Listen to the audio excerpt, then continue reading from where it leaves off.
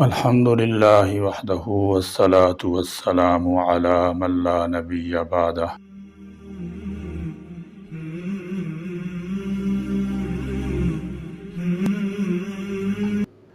ہر وہ عمل اللہ کے یہاں قبول ہوگا جو علم کے مطابق ہو۔ اتنا ایمان کا سیکھنا ہر مومن کے ذمہ فرض عین ہے کہ جو اس کو اللہ کی پہچان کرائے۔ اسی طرح اتنا علم سیکھنا ہر مومن کے ذمہ فرض عین ہے جو اس کو حرام حلال کی تمیز کرا دے۔ ہاں، محدث بننا، فقی بننا، مفسر بننا یہ فرض کفایہ ہے، یہ ہر ایک کے ذمہ فرض نہیں ہے۔ علماء کی مجالس اور علماء کی صحبت سے فائدہ اٹھاؤ، قدم قدم پر علماء سے پوچھ کر چلو، لیکن اس خیال میں رہنا کہ میں تو بظاہر جو کر رہا ہوں ٹھیک ہی کر رہا ہوں، یہ غلط فہمی ہے۔ یاد رکھو کہ اللہ کے یہاں کوئی عمل جہالت کے ساتھ قبول نہیں ہوگا، اور نہ جاننا اللہ کے یہاں عذر نہیں ہے کہ اللہ مجھے تو معلوم نہیں تھا۔ جہالت عذر نہیں ہے، چونکہ اللہ نے سکھانے کے لیے رسول کو بھیج دیا۔ اولم نعمرکم ما یتذکر فیہ من تذکر وجاءکم النذیر، کیا ہم نے تمہیں اتنی عمر نہیں دی تھی جس میں وہ شخص سمجھ سکتا تھا جو سمجھنا چاہتا اور تمہارے پاس ڈرانے والا آیا تھا؟ یہاں تک کہ میرے دوستو، کوئی عمل اخلاص کے ساتھ بھی علم کے بغیر قبول نہیں ہوگا۔ ایک آدمی بڑا مخلص ہے لیکن جہالت کے ساتھ عمل کر رہا ہے تو اللہ کے یہاں قبول نہیں ہوگا۔ ہر نئی معلومات علم نہیں ہے۔ سب سے پہلے یہ سمجھو اور امت کو سمجھاؤ کہ علم کیا ہے۔ اہل باطل نے دھوکہ دہی سے مسلمانوں کو یہ سمجھایا کہ اگر تم نے صرف قرآن اور حدیث کو علم سمجھا تو تم بہت پیچھے رہ جاؤ گے، تمہیں دنیا میں کوئی پوچھنے والا نہ ہوگا۔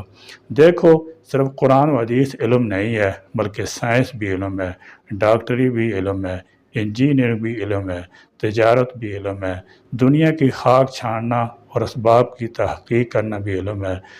تم صرف قرآن و حدیث ہی کو علم نہ سمجھنا۔ یہ میں وہ بات کہہ رہا ہوں جو غیروں نے ہمیں سکھلائی ہے۔ بڑے افسوس کی بات ہے کہ اس زمانے میں نوجوانوں کے دماغوں میں یہ بات بیٹھ گئی ہے کہ صرف قرآن و حدیث علم نہیں، بلکہ دنیوی فنون اور اس کی معلومات کا حاصل کرنا یہ بھی علم کا حصہ ہے۔ لہذا جس علم سے ہمارا معاش متعلق ہے، اس علم کو اہم درجہ دینا چاہیے۔ یہی وجہ ہے کہ اولادیں 17، 18، 20، 25 سال تک پہنچ جاتی ہیں، انہیں کچھ خبر نہیں کہ اللہ ہم سے کیا چاہتا ہے اور کون سا علم ہم پر فرض ہے، چونکہ انہیں یہ سمجھا دیا گیا تھا کہ علم معاش کے حصول سے تمہاری زندگی متعلق ہے، اس لیے وہی علم ہے، اور وہ یہ نہیں دیکھتے کہ معاش سے متعلق جو نام نہاد علم مجھ پر فرض کیا جا رہا ہے، یہ ایسا اندھا کنواں ہے کہ جس میں سمجھدار بھی ڈوب رہے ہیں اور نہ سمجھ بھی، یہاں تک کہ موت آ جاتی ہے اور بے دینی کی حالت میں دنیا سے رخصت ہو جاتے ہیں۔ ہائے افسوس، باطل نے اپنے فنون کو علم قرار دے کر امت مسلمہ کو علم سے کاٹ دیا ہے اور یہ باور کرا دیا کہ جو چاہو اسی کو سب علم ہے۔ نہیں میرے دوستو، نہیں میرے بھائیو، ہرگز نہیں۔ علم صرف وہ ہے جو اللہ تعالی جل شانہ ہم سے چاہتے ہیں اور محمد صلی اللہ تعالی علیہ وسلم کے طریقے سے چاہتے ہیں، صرف وہ علم ہے۔ سارا علم قبر کے 3 سوالات پر محدود ہے: من ربک، من نبیک، ما دینک۔ گویا علم نام ہے ربوبیت کا علم، شریعت کا علم اور سنت کا علم۔ جو کچھ اس کے سوا ہے وہ علم نہیں ہے، اور اس پر علم کی حدیثوں کو فٹ کرنا بڑی حماقت ہے۔ دنیوی فنون کی رغبت کے لیے احادیث علم کو فٹ کرنا گمراہی ہے۔ یہ تو گمراہی ہے کہ دنیوی فنون کے لیے علم کی احادیث کو استعمال کر کے دنیوی فنون کی رغبت پیدا کی جائے، یہ بڑی گمراہی ہے۔ علم علماء کی صحبت سے حاصل کرو۔ آج لوگ کہتے ہیں کہ آلات اسباب نے علماء سے مستغنی کر دیا، کہ ہم تو علم خود ہی حاصل کر لیں گے، کہ اب تو سارا علم آلات پر آ گیا ہے، انٹرنیٹ پر آ گیا ہے، سوشل میڈیا پر آ گیا ہے۔ کیا ضرورت ہے علماء کی؟ یہ اس زمانہ کا سب سے بڑا فتنہ ہے کہ امت کو اپنی دینی راہبری کے لیے علماء کی ضرورت نہ رہے۔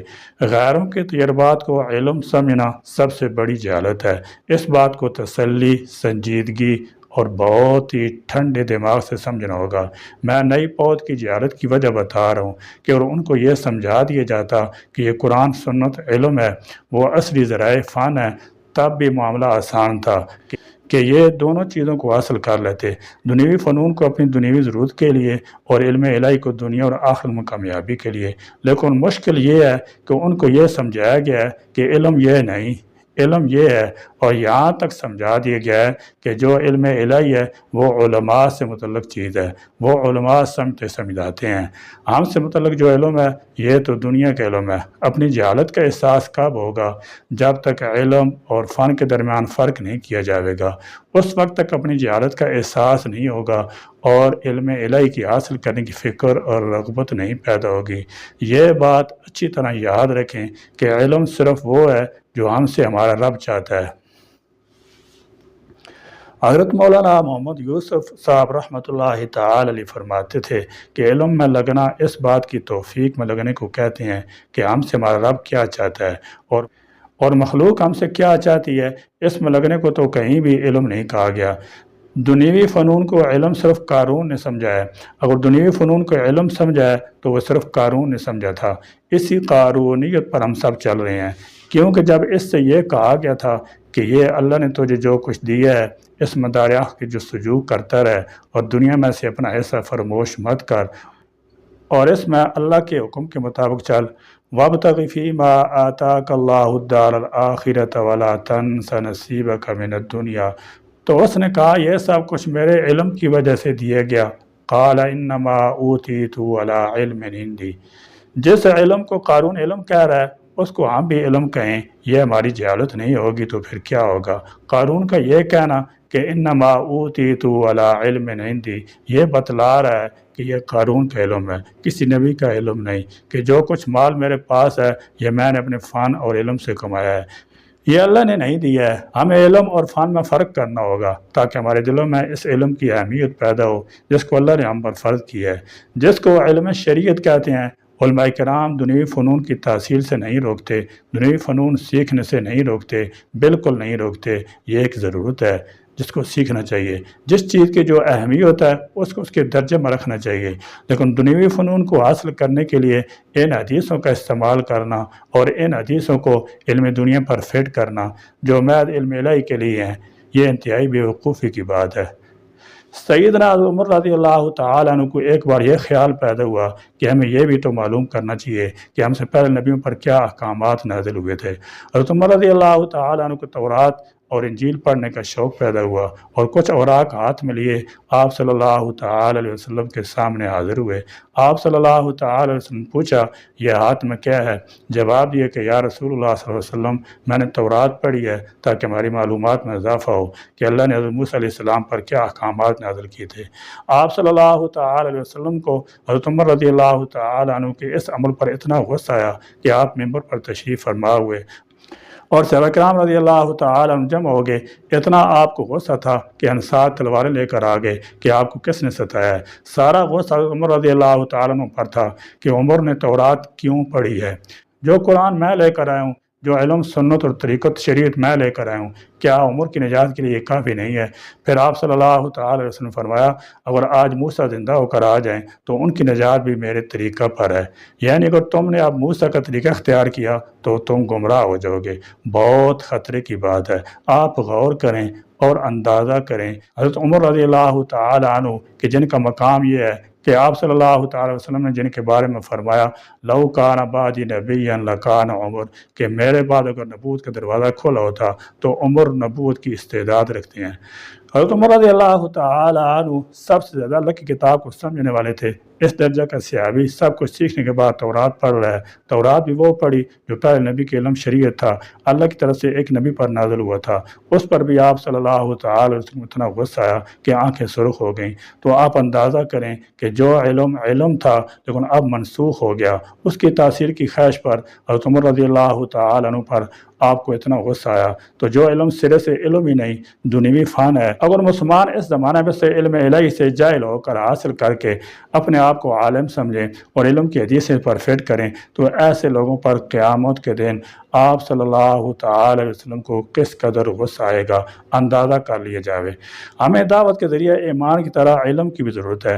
ہمیں جس طرح دعوت سے ایمان کی ضرورت ہے اسی طرح دعوت کے ذریعے سے علم کی بھی ضرورت ہے، اور علم کو بھی اخلاص چاہیے جو ہمارے دلوں میں اللہ کا خوف پیدا کرے، کیونکہ جس دل میں اللہ کا خوف نہیں ہے وہ عالم نہیں ہو سکتا۔ اس سے اسلام کی معلومات ضرور ہوں گی لیکن وہ عالم نہیں ہو سکتا۔ عالم وہ ہے جس کے دل میں اللہ کا خوف ہو، اللہ کا ڈر ہو۔ عالم کے لیے تو شرط ہے کہ اس کے دل میں اللہ کا خوف ہو، کیونکہ اللہ تعالیٰ جل شانہ نے حصر کے ساتھ فرما دیا انما یخشی اللہ من عبادہ العلماء۔ علم تقوی کا نام ہے۔ علم زندگی کے تمام شعبوں میں 24 گھنٹے اللہ کے حکموں کا پابند ہو کر چلنے کا نام ہے۔ فرمایا علم دو قسم کا ہے، زبان کا اور دل کا۔ زبان کا علم وہ ہے جس کے بارے میں حدیث میں آتا ہے کہ جو انسان کے لیے قیامت کے دن مصیبت بنے گا، اس کے خلاف حجت بنے گا، اور دل کا علم وہ ہے جو ابن آدم کو نفع دے گا۔ علم کا تقاضا یہ ہے کہ اس کے ذریعے اللہ کا خوف پیدا ہو، علم کے ذریعے خشیت پیدا ہو۔ وہ علم الہی ہے، سب سے بڑا عالم وہ ہے جو اللہ سے سب سے زیادہ ڈرنے والا ہو۔ علم اللہ کی صفت ہے، وہ اللہ سے تعلق کے بقدر حاصل کیا جاتا ہے۔ اللہ والا علم علماء کے پاس امانت ہے، اللہ والا علم ہر عالم کے پاس امانت ہے۔ اگر علم اسباب پر موقوف ہو گیا تو امت کا بڑا طبقہ جائز رہے گا۔ آج کتنا پیسہ شادیوں پر خرچ ہو رہا ہے لیکن علم کے حصول پر خرچ کرنے کے لیے ہم تیار نہیں، تو کیسے جہالت ختم ہوگی؟ اور بغیر جہالت کے ختم ہوئے عبادت قبول ہے نہ اعمال، کچھ نہیں۔ علم حاصل کرو تاکہ عبادتیں کامل ہو جائیں۔ عبادت کا کمال علم سے ہے، عبادت پر استقامت یقین سے ہے، اور عبادت کی قبولیت اخلاص سے ہے۔ جو علماء کہتے ہیں کہ جی جاہل تو سیکھتے ہی نہیں، آتے ہی نہیں ہمارے پاس کہ ہم سکھلاویں، ان کو دین پر آمادہ کریں اور علماء عوام کو دین کی تعلیم دیں۔ صحابہ کے لیے تو یہ بہت بڑی بات تھی، کیونکہ جس بات کا محمد صلی اللہ تعالی وسلم نے اپنی زبان مبارک سے فرما دیا ہے اس کا جو اثر اس وقت تھا قیامت تک کے لیے اس وقت کا وہی اثر ہے۔ یہ بات نہیں ہے کہ وہ سیکھنے آئیں تو سکھلاویں گے۔ عرض کیا یا رسول اللہ صلی اللہ علیہ وسلم وہ ہم سے سیکھتے ہی نہیں، ہم کیا کریں؟ آپ صلی اللہ تعالی علیہ وسلم نے کوئی جواب نہیں دیا بلکہ اپنی بات کو دہرایا۔ مطلب یہ تھا کہ اگر وہ سیکھنے نہیں آتے تو میرے تمہارے ذمہ ہے کہ ان کو جا کر سکھلاویں۔ اس لیے تبلیغ اور تعلیم میں کوئی فرق نہیں ہے، آنے والوں کو سکھلانا بھی شعبہ ہے اور جا کر سکھلانا بھی شعبہ ہے۔ آپ صلی اللہ تعالی علیہ وسلم نے تو ایک عید کی تبلیغ کا بھی حکم دیا ہے، جا کر تعلیم دو، یہ تبلیغ ہے۔ آنے والوں کو تعلیم دو، یہ تعلیم ہے۔ حضرات صحابہ کرام دونوں کاموں میں برابر لگے رہتے۔ علماء انبیاء کے وارث کیوں ہیں؟ یاد رکھنا کہ علماء کو انبیاء کا وارث اس طریقہ تعلیم کے ساتھ قرار دیا گیا ہے جو طریقہ تعلیم حضرت محمد مصطفیٰ صلی اللہ علیہ وسلم اور آپ کے صحابہ رضی اللہ تعالی عنہم کا تھا، کہ وہ تعلیم نقل و حرکت کے ساتھ ہے۔ ہم یہ نہیں کہتے کہ علماء اپنے کام چھوڑ کر نکلیں، امامت، خطابت، درس و تدریس، تصنیف و تعلیف اور شعبہ افتاح چھوڑ کر نکلیں، نہیں، ہم یہ نہیں کہتے، کیونکہ اللہ تعالیٰ بھی یہی فرما رہے ہیں۔ اللہ نے یہ فرمایا ہے کہ ایمان والوں کو چاہیے کہ سب یک بارگی نہ نکلیں۔ ما کان المؤمنون لینفروا کافہ، کہ ایمان والوں کے لیے مناسب نہیں کہ سب یک بارگی نکل جائیں۔ فلولا نفر من کل فرقۃ منہم طائفۃ لیتفقہوا فی الدین ولینذروا قومہم اذا رجعوا الیہم لعلہم یحذرون۔ ایسا کیوں نہیں کرتے کہ ایمان والوں کی جماعت کا ایک حصہ اللہ کے راستے میں نکلے؟ کیوں نکلیں؟ دیکھو عجیب بات ہے، اس آیت میں فرمایا لیتفقہوا فی الدین، دین کے اندر کمال اور سمجھ پیدا کرنے کے لیے نکلیں۔ لازم ہے کہ واپس آ کر مقام پر علم کو پھیلاویں۔ آپ صلی اللہ تعالی علیہ وسلم نے علماء صحابہ کو حرکت پر رکھا تھا تاکہ امت میں کہیں بھی جہالت پیدا نہ ہو اور علم صرف طلب والوں کے اندر محدود نہ ہو جائے کہ یہ پڑھنے کے لیے آئے ہیں پڑھ لیں میں۔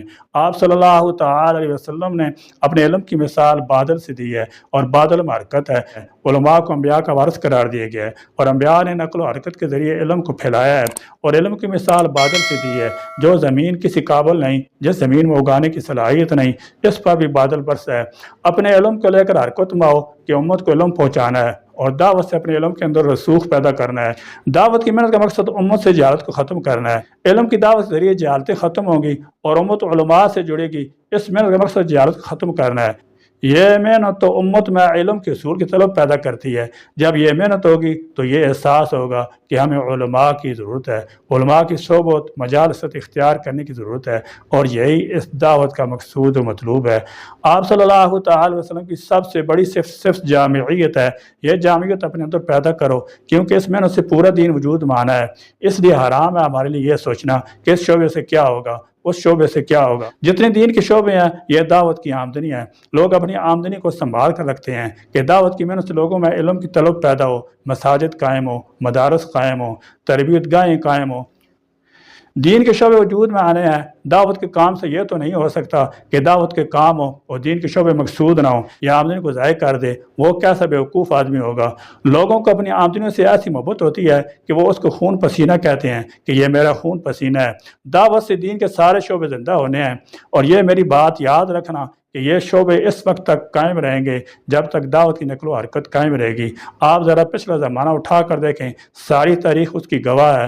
حضور اکرم صلی اللہ تعالی علیہ وسلم نے ہر صحابی کو معلم بنایا تھا، بلغوا عنی ولو آیہ۔